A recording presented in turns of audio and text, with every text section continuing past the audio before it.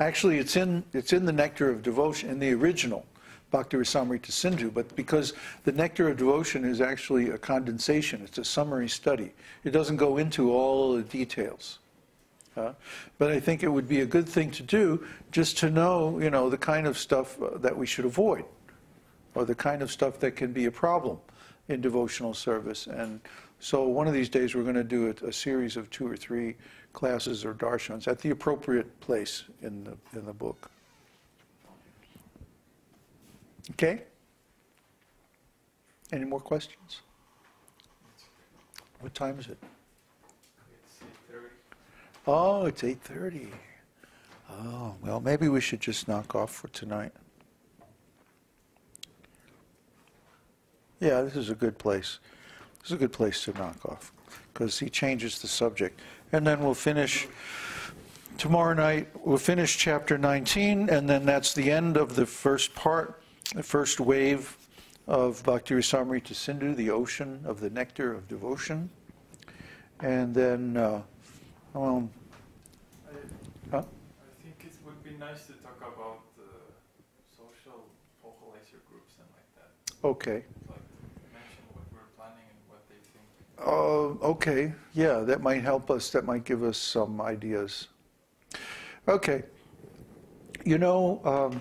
one of our aims has been for a long time to start different satellite groups, local groups of devotees who meet together, and with the ultimate aim of forming communities, devotional communities in different locations around the world. Now try to understand, we'd like to do something here in Chile, but number one, we don't have enough money, and number two, we have got a much better opportunity in India. Basically, here in Chile, nobody knows who we are. Nobody really understands what we're trying to do. And the other thing is that in India, we would basically come in on a very high level and have all kinds of really good contacts, and people would like us there. people just in the neighborhood, would really want us to be there and participate in our programs and stuff like that. So we would be in a much better position. We'd have so much more support and much better relationship. For example, in India, I can go to the biggest university, and I can go present a seminar or a talk to the faculty, not just the students, the faculty of a big university in India, just because of who I am. It's a whole different ball game than being here and people are going, you're what? Vaishnava? You're a what? You're the esoteric what?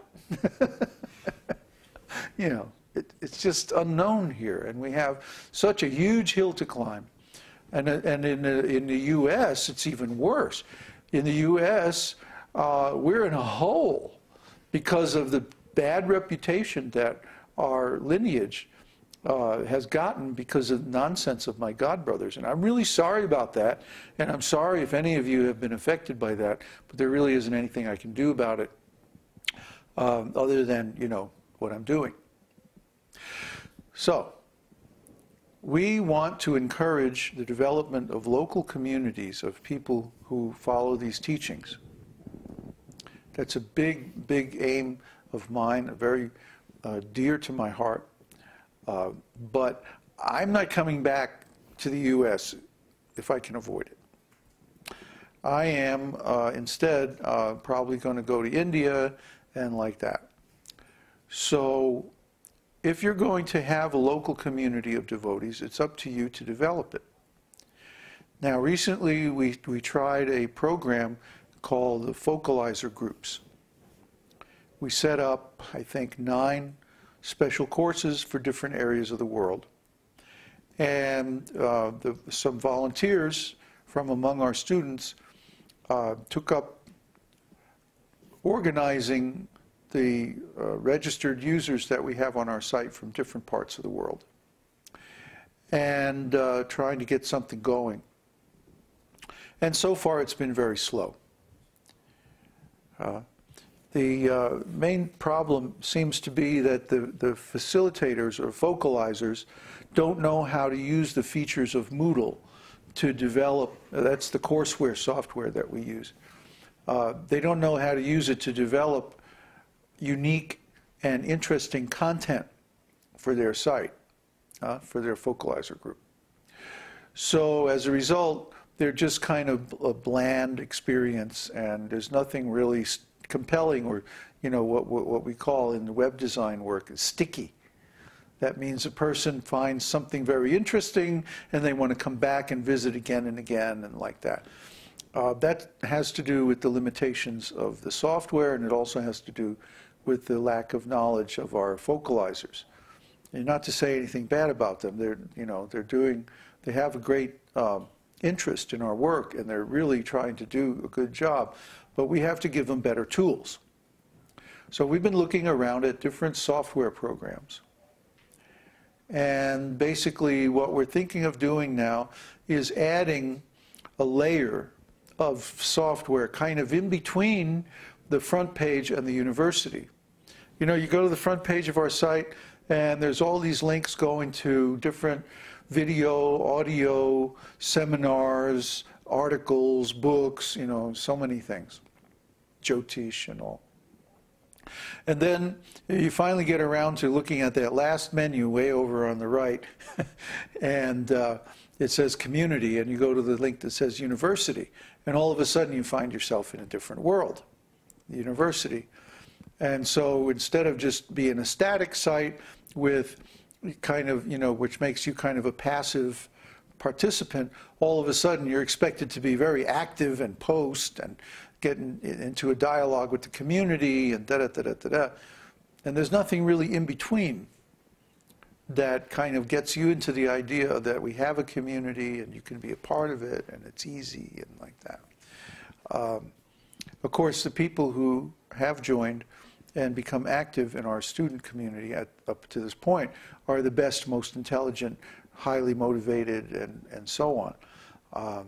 So in a way, it's good that we made it a little difficult to get involved in our university program, because it has brought out the best people. And we wanted to do that. I mean, it was kind of deliberate that we made it a little difficult, a little bit required some individual initiative to become active, because we really were looking for the best and the brightest people to come first and to become the core of our community. But now we want to reach out a little bit more. One of the things that's happening as 2012 approaches is that we're getting more and more interest from people who see the promo for the 2012 movie. Like just the other day, they released a new trailer. I think it's trailer number 3. And we have had a tremendous surge of visitors. But they haven't stuck around. They come, they look at 1 or 2 pages, and then they go. And most of them never come back again. The vast majority, something like 60 or 70%. So we thought, how can we make the site more interesting? How can we make it more engaging, more sticky, as the technical term, so that they stay around for a while and they get comfortable. Maybe they read a few articles and like that. So we thought, well, how about adding social networking features to the site? And we've played around with a few things, like we played around with that shout box thing, and we played around with Google Friends and like that, and wasn't very exciting. We tried adding comments to the pages. Basically, nobody made any comments. It's like the nature of the site, the way it's set up, kind of, it's just a static site, and it's just got a bunch of material on it. So for those people who are motivated, who know that they're looking for a spiritual school, that was fine. But for people who are a little bit, like on a little bit lower level, it didn't work for them. And consequently, we're seeing a lot of people come and go. So we're thinking, well, we're getting all these visitors. Why don't we do something to keep them around, keep them interested? And so if we build up a user community, not on the level of the university, but on the level of like the casual visitors to the site. And it links with Facebook and all that stuff. You know, maybe we can keep some people, more of the visitors around. So this is going to be the next thing. And what did you want to find out exactly? If they like the idea, or if they like the idea? Oh, okay. Does anybody like the idea? Well, of course they're going to ask, how would it look? Right? What would it do? Well, if you could imagine the esoteric teaching, if you know, everybody has a Facebook or a MySpace page nowadays, even me. So